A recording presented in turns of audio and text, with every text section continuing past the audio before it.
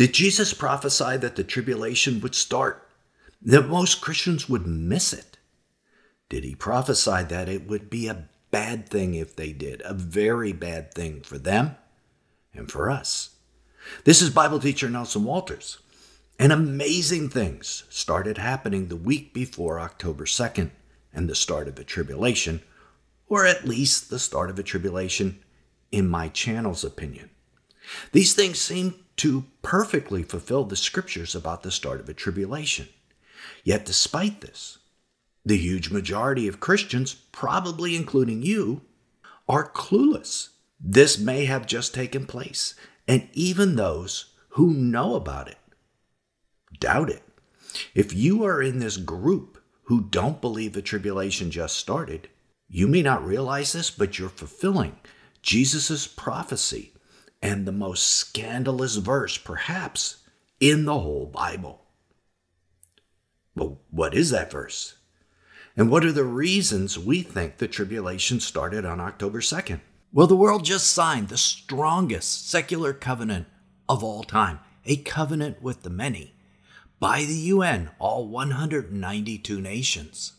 That covenant seems to match the ride of the white horse rider, which means then that the first seal of Revelation would have opened. God reacted to this covenant, which is designed to divide the land of Israel, by allowing a killer hurricane, Helene, to strike the United States. Another hurricane is on its way, Milton.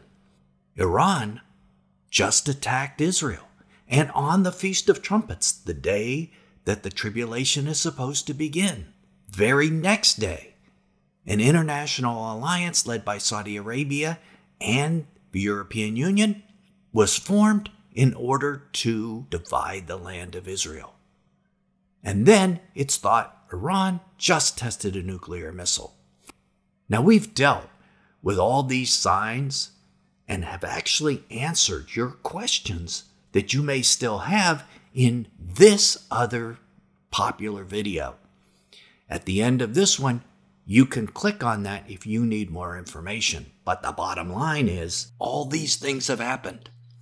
Did you realize that? Did you hear that? Or did you know that they were even connected? But this didn't even raise an eyebrow in most corners of a church, even though this covenant essentially formed a world governance system for the first time since the Tower of Babel. But the truth is, practically no one is talking about this. This should be topic one in every church in the world this week. It should be debated, argued, and reasoned back and forth to see if this really happened. Instead, they're talking about the USA election, various wars in Europe and the Middle East, latest virus, but not whether the greatest prophetic event of our lifetimes just took place. And is this what God said would take place? Is missing the start of the tribulation what we should expect from Christians? But of course, this is a big problem. So much hangs in the balance. The timing of the rapture, whether we should prepare for the Antichrist to be revealed in 3.5 years, etc. We have to know this.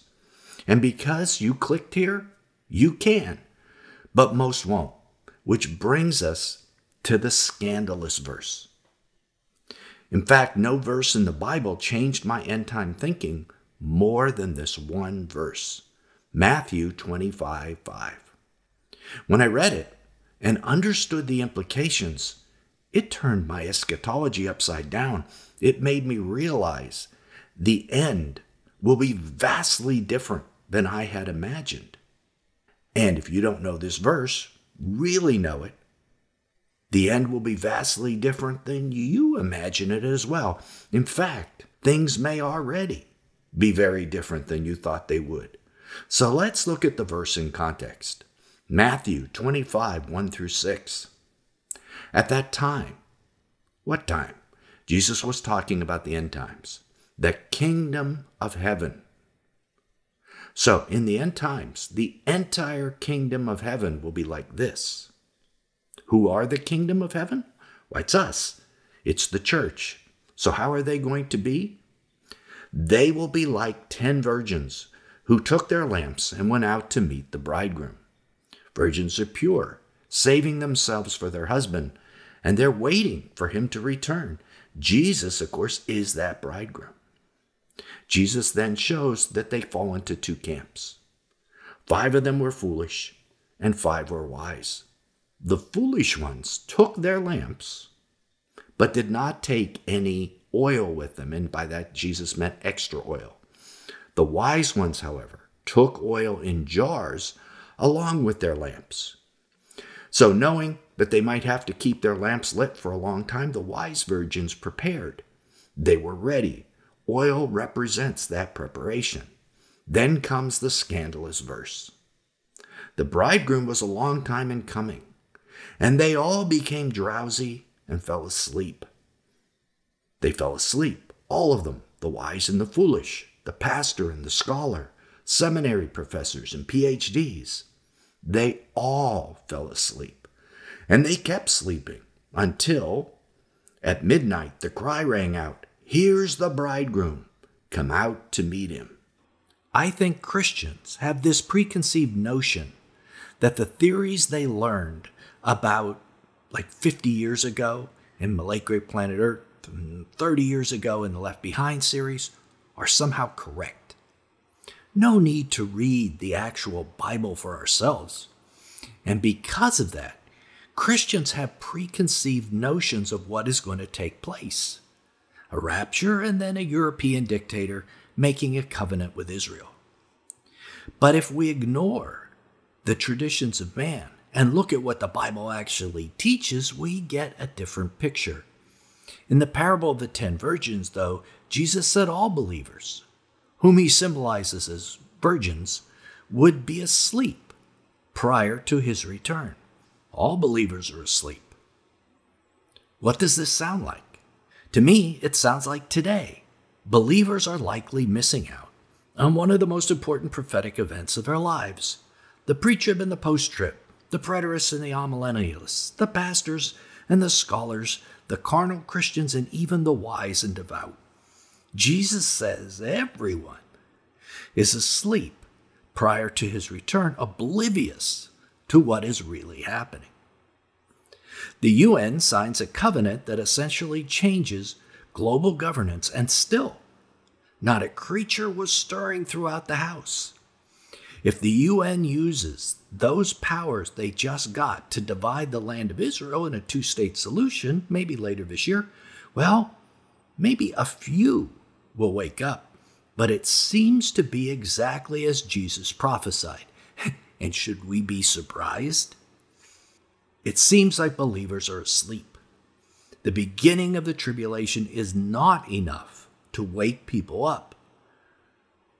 Whether this was it or whether it wasn't. This monumental event that was ignored has shown me that people will miss the tribulation when it happens. Did you catch that? People have missed it or will miss it. We should assume Christians world over will not be aware when the tribulation actually begins, but will go on with their lives like nothing has changed. They are or will be living in the tribulation and not even know it at first. Part of that is that nothing felt instantly different when the sun came up on October 3rd. We had a slow ramp up to the tribulation after all, the pandemic of 2020, the Ukraine war of 2021, the Middle East war 2023, a constant white noise of news events in the background that keep Christians asleep. What I never realized until today is this is exactly what the Bible tells us we should expect. That Christians would be oblivious to the beginning of the tribulation, even though these events happened right in front of them. But an alarm clock is going to go off. Eventually, they do wake up, all 10 virgins. So what wakes them up? What is that alarm clock?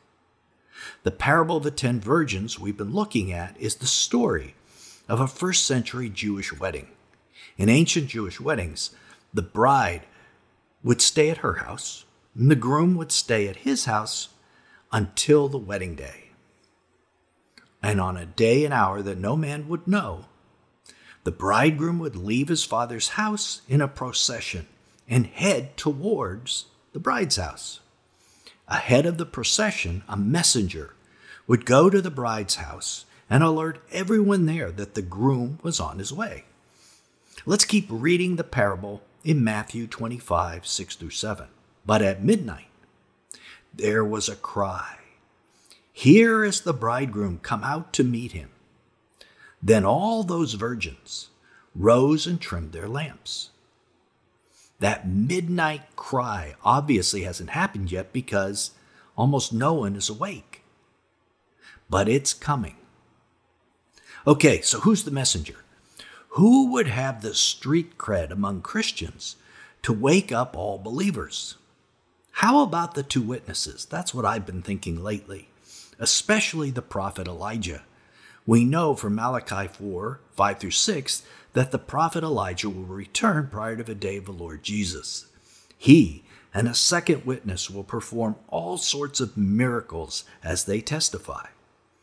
They seem to come on the scene at the time of the tribulation's midpoint, right before the Great Tribulation begins and the Antichrist is revealed.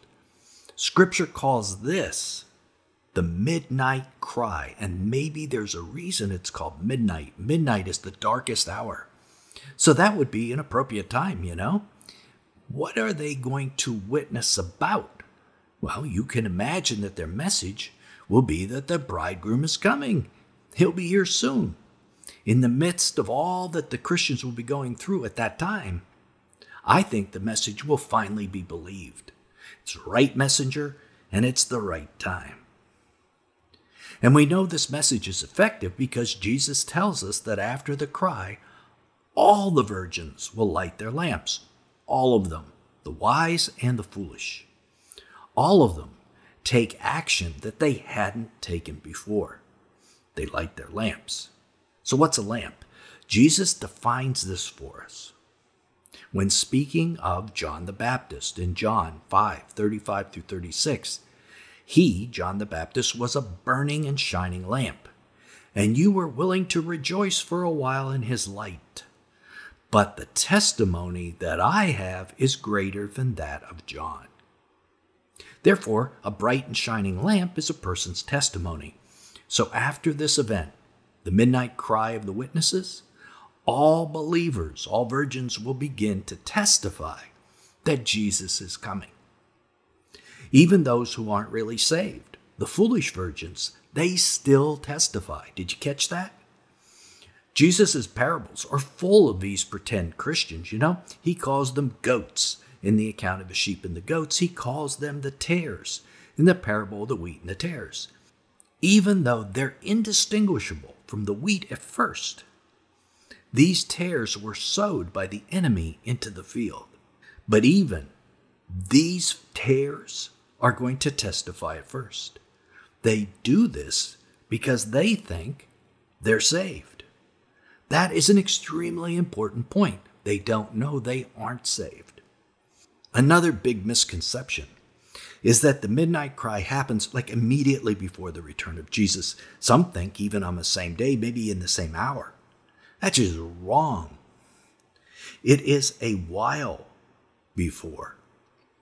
Let's get the order of events correct. First, there is this thing which we call the midnight cry.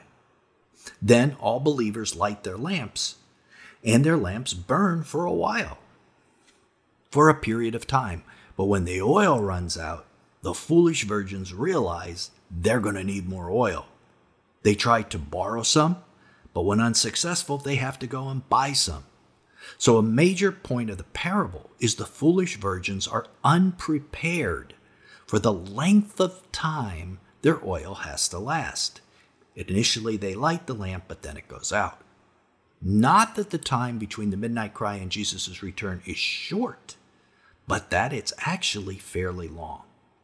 This fits with what we said before, that it was the time of the Great Tribulation, which is when the lamps have to stay lit, which is an incredibly difficult time, and the foolish virgins are just simply not prepared to endure to the end of it, and so be saved. And of course, the tragic consequence comes at the end of the parable. The door of heaven is shut, and Jesus says to them, I never knew you. In other words, they never really were Christians in the first place. So what do we learn from all this? For one, Christians will not see the beginning of the tribulation coming. And it may have just happened. And sure enough, everyone missed it. This is because Jesus tells us that all 10 virgins will be asleep until that midnight cry. And you know, Jesus is always right. This is an incredible idea that the church has completely overlooked. If Jesus has told us that the church will not wake up when the tribulation begins, attempting to wake them up probably isn't the best approach. Let me say that again. If Jesus himself tells us the church will be asleep when the tribulation begins, it's pretty pointless to spend most of our energy trying to wake them up. Only a few here and there are going to wake up. Rather, helping the sleeping virgins to come to know Jesus and to build up a reserve of oil in their lamps, that's the way to help the majority. Let me say that again. We will only wake up sleeping Christians on the margin.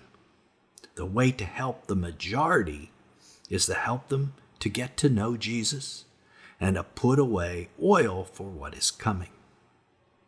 I don't know if you realize it, but these are incredibly important ideas, massive ideas for the church. And they're ideas I never understood before today, and I would bet you haven't either.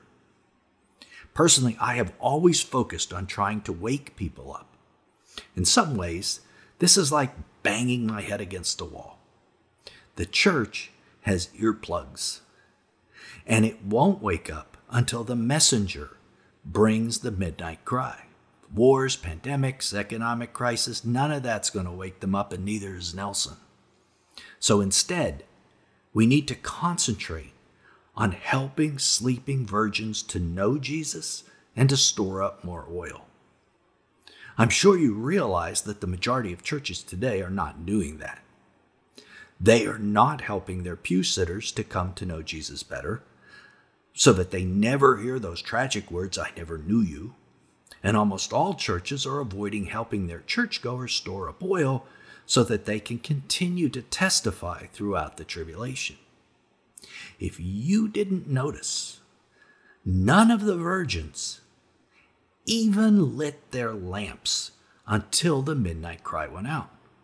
That means, in Jesus' opinion, we aren't testifying today the way we should be, even when it's easy, let alone when it's going to be difficult to do. So that means in the upcoming weeks and months, this channel will be doing everything it can to integrate materials to help our followers know Jesus better into what we believe is some of the top end-time teaching on the planet. For instance, this channel broke the news about the tribulation, and it's breaking this story, that no matter what we do, the majority of the church will be asleep through the start of a tribulation, and will keep sleeping until the midnight cry. We plan to keep on being the primary end-time news channel bringing you this type of information, but in addition, for those who are awake to what is happening, who want to go deeper, we're starting a membership program where we will have private videos just for members and interactive online Bible studies that we can do together. So keep your eyes peeled when we roll this out. So if you want to learn what the signs are that the tribulation started and get answers to all your questions, then click right here. It might be the most important video that you watch in your life if this truly is the tribulation. So till then, this is Nelson, and I'll see you there.